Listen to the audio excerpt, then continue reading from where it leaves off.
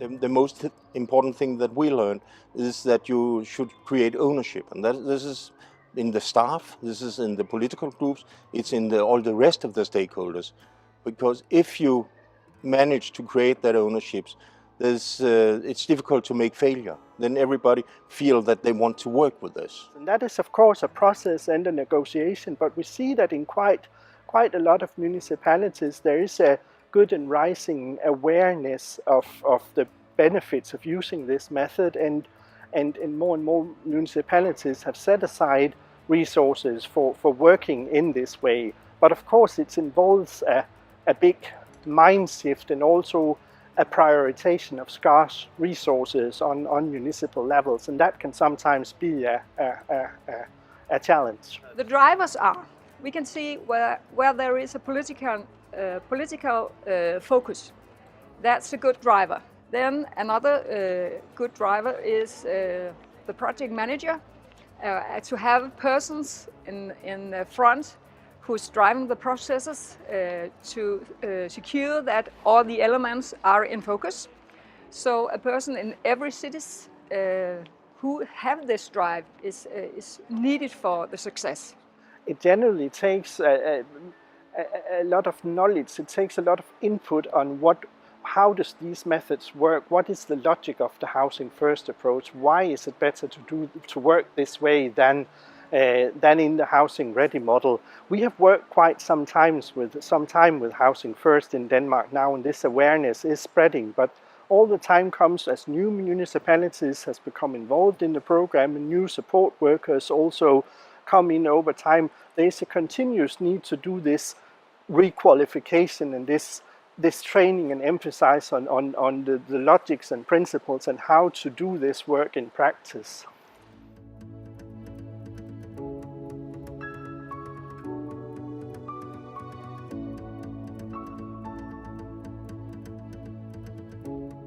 Now in the second stage, municipalities are supposed to take over the service provision themselves from their own tax base and their own funds, and they get the help and support in terms of implementation support from the central government authorities, how to organize this in their local services. There will be 5 elements that they will have to check.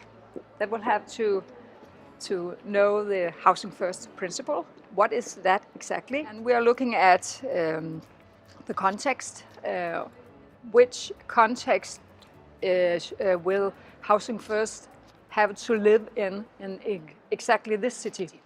Then we are looking at the management.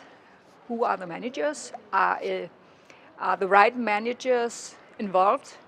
Are the right managers having the right perspective? And do they allocate the needed resources to implement Housing First? Then we are looking at people. We are looking at the citizens. Who are the target groups? How many different target groups will there be? And what kind of support are they needed beside the housing? So we are also looking at the support givers, the social workers. Are they having the right competences? Are they anchored where and the right places? Are they having the needed room for collaboration together, beside working together with the citizen? Are all the right social workers pointed out and all the right apartments? Changing existing services into a more Housing First oriented focus can actually also be not only a good way of providing better services to the citizens, but they can also have actually a cost-effective side to the municipalities that it's perhaps even more expensive not to do so.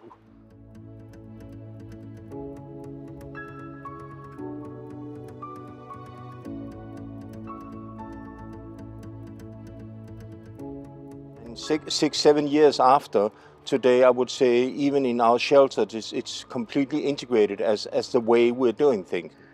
In the third stage, more focus will be put on competence building, also in training programs that will be available for municipal social workers, where where the central government, central authorities provide and support such training modules so that local municipalities, local services can absorb these methods and start using them in their daily practice.